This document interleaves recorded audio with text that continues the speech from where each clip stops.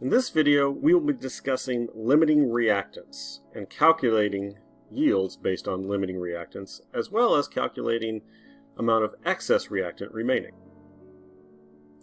In many chemical reactions, we are given quantities where one of the reactants is in excess and the other is limiting. Well, what does this mean exactly? Well, for this I like to use the steamed ham analogy. For example, if you want to make a steamed ham, you need to take one bun, two patties, you assemble them, that gives you one steamed ham. For example, we're asked to calculate how many steamed hams we can make with 6 buns and 6 patties. Well, looking at the stoichiometry of this reaction, it's actually pretty obvious. You can only make 3 steamed hams. However, there is a way to calculate this using stoichiometry.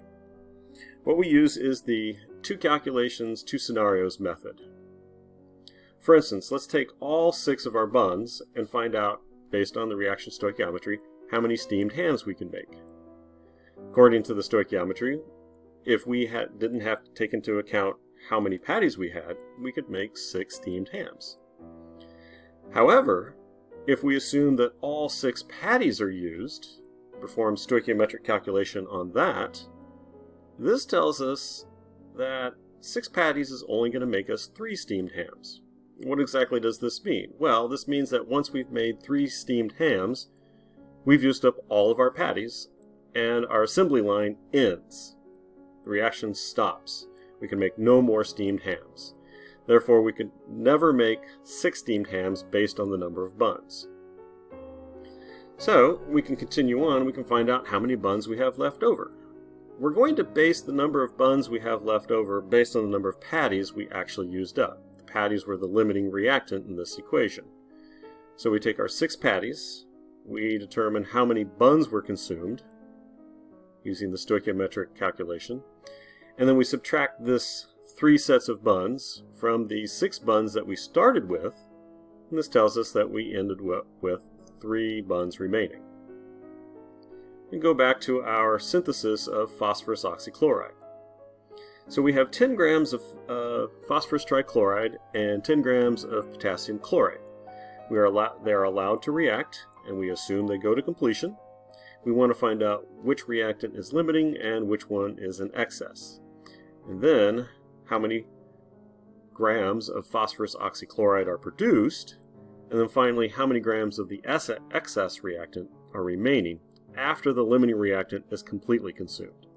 So again, the 2 scenario, 2 calculation method. What if all 10 grams of the phosphorus trichloride are consumed?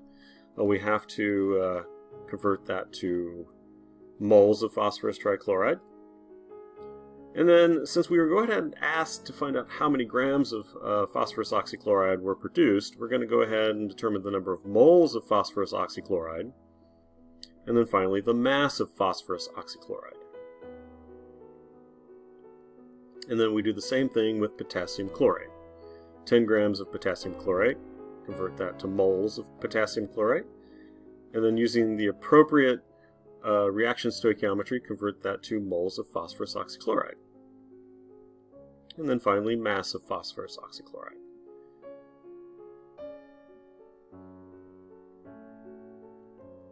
As you can see, by the fact that we only produced 11.2 grams of phosphorus oxychloride from our 10 grams of phosphorus trichloride, that tells us that the phosphorus trichloride is the limiting reactant, potassium chloride is in excess, and we're only going to get 11.2 grams of phosphorus oxychloride in this reaction. So the final calculation is how many grams of the excess reactant, potassium chlorate, remain after the limiting reactant, the phosphorus trichloride, is completely consumed. So we take our 10 grams of our limiting reactant, convert that to moles of limiting reactant, and then based on all 10 grams of phosphorus trichloride being consumed, how many moles of potassium chlorate were actually consumed. And then finally, what mass of potassium chlorate was consumed. Now this isn't the amount of potassium chlorate remaining. This is the amount consumed. We have to take our original 10 grams that we started with, subtract the amount of potassium chlorate consumed, and that gives us 7.03 grams of potassium chlorate remaining.